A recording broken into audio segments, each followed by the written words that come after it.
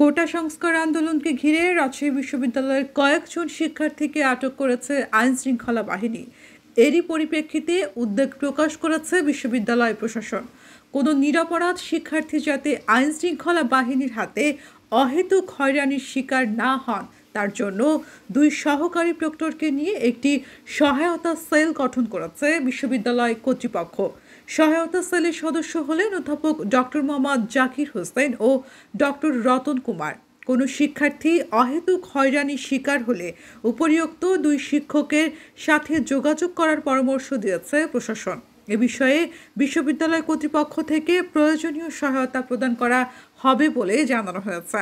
বৃহস্পতিবার 1 আগস্ট বিকেলে বিশ্ববিদ্যালয়ের জনসংযোগ দপ্তর প্রশাসক অধ্যাপক ডক্টর প্রণব কুমার পাণ্ডে স্বাক্ষরিত এক প্রেস বিজ্ঞপ্তিতে এ বিষয়টি জানানো হয়। বিজ্ঞপ্তিতে বলা হয়েছে, সাম্প্রতিক কোটা সংস্কার আন্দোলনকে কেন্দ্র করে সহিংসতা ও আইনশৃঙ্খলা পরিপন্থী কর্মকাণ্ডে জড়িত থাকার অভিযোগে বিভিন্ন ব্যক্তির বিরুদ্ধে ব্যবস্থা গ্রহণের সংবাদ রাজশাহী বিশ্ববিদ্যালয় কর্তৃপক্ষের মনোযোগ আকর্ষণ করেছে। এই পরিপ্রেক্ষিতে রাবির কোনো নিরপরাধ শিক্ষার্থী যাতে কোনো প্রকার হয়রানির শিকার না হয় তা নিশ্চিত করার জন্য বিশ্ববিদ্যালয় কর্তৃপক্ষ আইনশৃঙ্খলা রক্ষাকারী বাহিনী সহ সংশ্লিষ্ট সকলের প্রতি আহ্বান জানাচ্ছে।